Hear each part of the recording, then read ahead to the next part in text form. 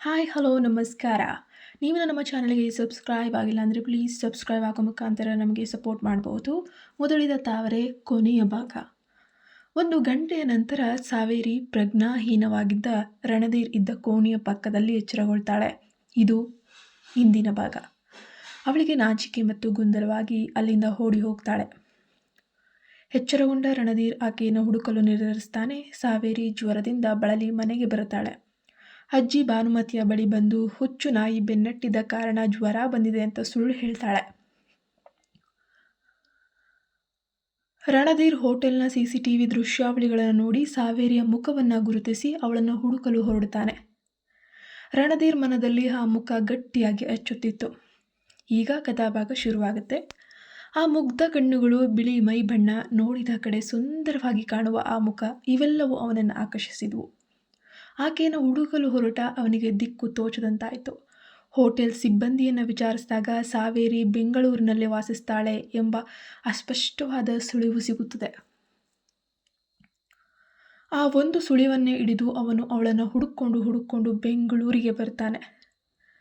ಹಲವು ದಿನಗಳ ಹುಡುಕಾಟದ ನಂತರವೇ ರಣಧೀರ್ಗೆ ಸಾವೇರಿಯ ಮನೆ ಕೂಡ ಸಿಗ್ತದೆ. ಯಾಕೋ ಗೊತ್ತಿಲ್ಲ, ಆತನಿಗೆ ತಾನು ತಪ್ಪು ಮಾಡಿದ್ದೀನಿ ಅನ್ನೋ ಭಾವನೆ ಅವನನ್ನು ಹಿಂಸಿಸ್ತಾ ಇದೆ. ಆದರೆ ನೇರವಾಗಿ ಹೋಗಿ ಮಾತನಾಡೋಕ್ಕೆ ಅವನಿಗೆ ತುಂಬ ಸಂಕೋಚ ಇದೆ. ಆದ್ದರಿಂದ ಮನೆಯ ಹೊರಗೆ ಕಾದು ಕುಳಿತುಕೊಳ್ತಾನೆ. ಆ ಕಡೆ ಈ ಕಡೆ ನೋಡ್ತಾನೆ. ಸಾವೇರಿ ಜ್ವರದಿಂದ ಚೇತರಿಸ್ಕೊಂಡಿದ್ರೂ ಕೂಡ ಒಂದು ರೀತಿಯ ವಿಷಾದದಲ್ಲೇ ಮುಳುಗಿರ್ತಾಳೆ. ರಣಧೀರನನ್ನು ಕಂಡ್ರೆ ಏನು ಹೇಳಬೇಕು ಅಂತ ತಿಳಿಯದೆ ದಿನ ದೂಡ್ತಾ ಇದ್ದಾಳೆ. ಇದೇ ರೀತಿ ಕೆಲವು ದಿನ ಕಾದ ರಣಧೀರ್ ಒಂದು ದಿನ ಸಾವೇರಿ ಮನೆಯ ಹೊರಗೆ ಬಂದಾಗ ಅವಳನ್ನು ತಡೆದು ನಿಲ್ಲಿಸ್ತಾನೆ. ನಾನು ರಣಧೀರ್ ಎಂದ ತಕ್ಷಣ ಅವಳ ಮುಖದಲ್ಲಿ ಒಂದು ರೀತಿಯ ಗಾಬರಿ, ಕೋಪ, ನೋವು, ಹತಾಶೆ. ನನಗೆ ಗೊತ್ತಿದೆ ಎಂದು ಸಾವೇರಿ ತಲೆ ತಗ್ಗಿಸಿ ಹೇಳಿದ್ಲು. ನಿಮಗೆ ಅದು ಕೇವಲ ಒಂದು ಘಟನೆ ಆಗಿರಬಹುದು, ಆದರೆ ನನಗದು ನನ್ನ ಜೀವನ ಎಂದು ರಣಧೀರ್ ಅವಳ ಕಣ್ಣುಗಳಲ್ಲಿ ಪ್ರೀತಿಯ ಹುಡುಕಾಟವನ್ನು ಕಂಡ. ಆ ಒಂದು ವಾಕ್ಯಕ್ಕೆ ಸಾವೇರಿ ತನ್ನೊಳಗಿನ ಗೊಂದಲ, ವಿಷಾದವನ್ನು ಬಚ್ಚಿಟ್ಲು. ನಾಚಿ ತಲೆ ತಗ್ಗಿಸಿ ಓಡಿ ಹೋದವಳು, ನಾನು ನಿನ್ನನ್ನು ಎದುರಿಸಲು ಭಯವಾಗ್ತಿದೆ. ಆ ಘಟನೆ ನನದು ನನ್ನ ಮನಸ್ಸಿಗೆ ತುಂಬ ನೋವಾಗಿದೆ ಎಂದು ತನ್ನ ಅನಿಸಿಕೆಗಳನ್ನು ವಿವರಿಸಿದ್ಲು. ಆ ರಣಧೀರ್ನ ಮುಖದಲ್ಲಿ ಏನೋ ಒಂದು ರೀತಿಯ ತವಕ ಇದೆ. ಇಷ್ಟು ದಿನ ಏನೋ ಇರಲೇಬೇಕಲ್ವಾ, ಮನೆ ಮುಂದೆ ಬಂದು ನಿಲ್ತಾನೆ ಕೂರ್ತಾನೆ ಅಂದರೆ ಬಹುಶಃ ತನ್ನನ್ನು ಒಪ್ಪಿರಬಹುದು ಅನ್ನೋ ಸುಳಿವು ಆಕೆಗೂ ಸಿಕ್ಕಿತ್ತು. ರಣಧೀರ್ ಎಲ್ಲವನ್ನು ಅರ್ಥ ಮಾಡಿಕೊಂಡು, ನನಗೆ ನಿನ್ನ ಘನತೆಯ ಮೇಲೆ ಸ್ವಲ್ಪವೂ ಅನುಮಾನವಿಲ್ಲ. ನಾನು ನಿನಗೆ ನೋವು ಕೊಟ್ಟಿದ್ದೀನಿ, ದಯವಿಟ್ಟು ನನ್ನನ್ನು ಕ್ಷಮಿಸು. ನಾನು ನಿನ್ನನ್ನು ಮದುವೆಯಾಗೋಕ್ಕೆ ಅಂತ ಹೇಳಿ ಬಯಸ್ತೀನಿ, ನಾನು ನಿನ್ನನ್ನು ಪ್ರೀತಿಸ್ತೀನಿ ಅಂತಲೂ ಹೇಳ್ತಾನೆ. ಆದರೆ ಸಾವೇರಿ ಈ ಪ್ರಸ್ತಾಪವನ್ನು ಒಪ್ಪಲಿಲ್ಲ. ಯಾಕಂದರೆ ಕ್ಷಮಿಸು, ಈ ಪ್ರಸ್ತಾಪವನ್ನು ನಾನು ಒಪ್ಪೋಕ್ಕೆ ಸಾಧ್ಯನೇ ಇಲ್ಲ. ನನ್ನ ಕುಟುಂಬದವರು ಇದಕ್ಕೆಲ್ಲ ಒಪ್ಪೋದೂ ಇಲ್ಲ. ಅದು ಬೇರೆ, ನನ್ನ ಮನಸ್ಸಿನಲ್ಲಿ ಬೇರೆ ಯೋಜನೆಗಳೂ ಇದ್ವು. ಆ ಘಟನೆಯಿಂದ ಎಲ್ಲವೂ ಬದಲಾಗ್ಬಿಟ್ಟಿದೆ ಎಂದು ಕಣ್ಣೀರನ್ನು ಕೂಡ ಹಾಕಿದ್ಲು. ಇದರಿಂದ ನನ್ನ ಜೀವನ ಛಿದ್ರವಾಯಿತು. ಎಷ್ಟೋ ಸಾವಿರಾರು ಕನಸುಗಳನ್ನು ಹೊತ್ತವಳು ನಾನು. ಇವತ್ತು ದಾರಿ ತೋಚದೆ ಕಂಗಾಲಾಗಿ ಬಿಟ್ಟಿದ್ದೇನೆ. ಆದರೆ ರಣಧೀರ್ ಸುಮ್ಮನಾಗಲಿಲ್ಲ. ಅವನು ಸಾವೇರಿಯ ಕುಟುಂಬಸ್ಥರ ಬಳಿ ಹೋಗಿ, ಸಾವೇರಿ ಅವರ ನೋವನ್ನು ನಾನು ಅರ್ಥ ಮಾಡ್ಕೊಂಡಿದ್ದೀನಿ, ಆದರೆ ನಾವಿಬ್ಬರು ಒಬ್ಬರನ್ನೊಬ್ಬರು ಇಷ್ಟಪಟ್ಟಿದ್ದೇವೆ. ನಾನು ಸಾವೇರಿಯನ್ನು ಮದುವೆಯಾಗೋಕ್ಕೆ ಬಯಸ್ತೀನಿ ಎಂದು ಸ್ಪಷ್ಟಪಡಿಸ್ತಾನೆ. ಇದಕ್ಕೆ ಸಾವೇರಿಯ ಮನೆಯವರು ಸಂಪೂರ್ಣವಾಗಿ ವಿರೋಧಿಸಿದರು. ಅವನು ನಿನ್ನಂತಹ ವ್ಯಕ್ತಿಗೆ ಸೂಕ್ತನಲ್ಲ, ಆ ಸಂಬಂಧ ನಮ್ಮ ಸಮಾಜಕ್ಕೆ ಹೊಂದಿಕೆಯಾಗೋದೂ ಇಲ್ಲ ಅಂತ ಹೇಳ್ತಾರೆ. ರಣಧೀರ್ ಮತ್ತು ಸಾವೇರಿ ನಡುವಿನ ಪ್ರೀತಿಯ ಆಟಕ್ಕೆ ಅವರು ಒಪ್ಪಲೇ ಇಲ್ಲ. ಆದರೆ ರಣಧೀರ್ ಸಾವೇರಿಗಾಗಿ ಅವಳ ಮನೆಯ ಮುಂದೆ ಮಾಡ್ತಾನೇ ಇದ್ದ. ಕಾದ. ರಣಧೀರ್ನ ಆ ತರ್ಕ ಮತ್ತು ಧೈರ್ಯವನ್ನು ನೋಡಿ ಕುಟುಂಬದವರ ಮನಸ್ಸನ್ನು ಗೆಲ್ಲಬಹುದು ಎಂದು ಸಾವೇರಿಗೆ ಮನವರಿಕೆ ಆಯಿತು. ರಣಧೀರ್ನ ಈ ಒಳ್ಳೆತನ, ಪ್ರಾಮಾಣಿಕತೆ ಮತ್ತು ಪ್ರೀತಿಯನ್ನು ಕಂಡು ಸಾವೇರಿ ಮನಸ್ಸು ಕೂಡ ಕರಗ್ತು. ಹೀಗೆ ಹಿಂದೆ ಮುಂದೆ ಬಂದು ಕಾಯ್ತಾ ಇರಬೇಕಾದ್ರೆ ತನಗೋಸ್ಕರ ಎಷ್ಟೋ ಸಮಯವನ್ನು ಹಾಳು ಮಾಡಿಕೊಂಡು ಇಲ್ಲೇ ಇದ್ದ. ಇವನು ನನ್ನ ಅರ್ಥ ಮಾಡ್ಕೊಂಡಿದ್ದಾನೆ, ಪ್ರೀತಿಯಿಂದ ನನ್ನನ್ನು ಒಪ್ಕೊಂಡಿದ್ದಾನೆ, ನನಗಾಗಿ ಏನನ್ನಾದರೂ ಮಾಡಲು ಸಿದ್ಧನಾಗಿದ್ದಾನೆ, ನಾನು ಇವನಿಗಾಗಿ ಬದುಕ್ತೇನೆ ಎಂದು ಅವಳು ತನ್ನ ಅಜ್ಜಿ ಭಾನುಮತಿಯ ಮುಂದೆ ಹೋಗಿ ಧೈರ್ಯವಾಗಿ ಹೇಳೇ ಬಿಟ್ಲು ತನ್ನ ಮನಸ್ಸಿನ ಮಾತನ್ನು. ಅಜ್ಜಿ ಭಾನುಮತಿಗೆ ನಿಜವಾಗಿಯೂ ಶಾಕ್ ಆಯಿತು. ತನ್ನ ಮೊಮ್ಮಗಳು ಇಷ್ಟು ಜೋರಾಗಿ ಮಾತಾಡ್ತಿದ್ದಾಳೆ ಅಂತ.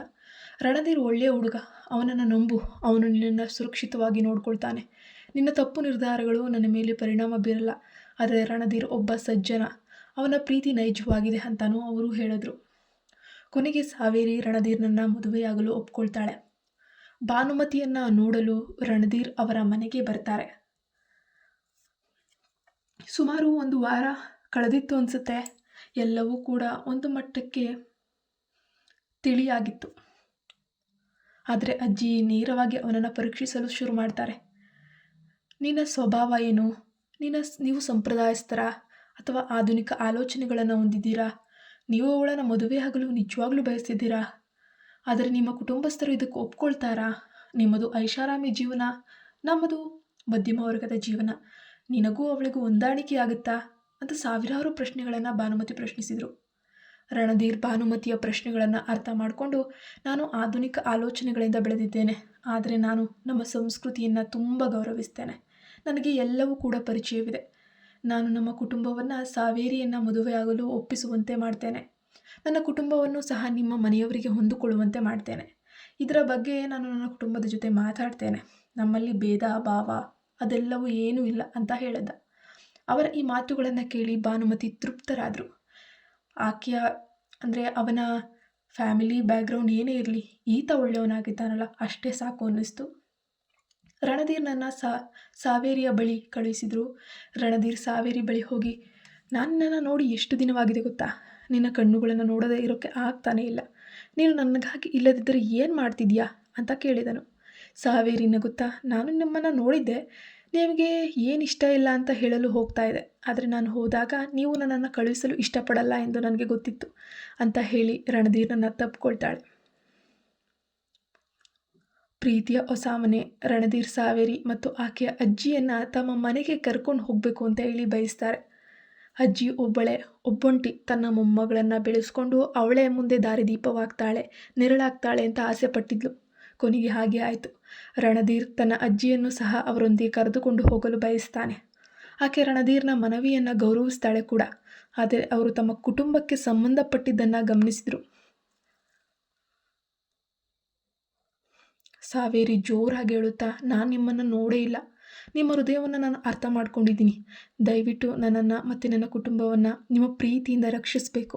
ಇನ್ನು ಮುಂದೆ ನೀವೇ ನಮಗೆಲ್ಲ. ನಾನು ನಿಮ್ಮನ್ನು ಎಂದಿಗೂ ಮರೆಯೋದಿಲ್ಲ. ನಿಮ್ಮ ಪ್ರೀತಿ, ಈ ವಿಶ್ವಾಸ ಯಾವಾಗಲೂ ಕೂಡ ಅದಕ್ಕೆ ಬೆಲೆ ಕಟ್ಟೋಕೆ ಆಗಲ್ಲ ಅಂತ ಕಣ್ಣೀರನ್ನು ಹಾಕಿದ್ಲು.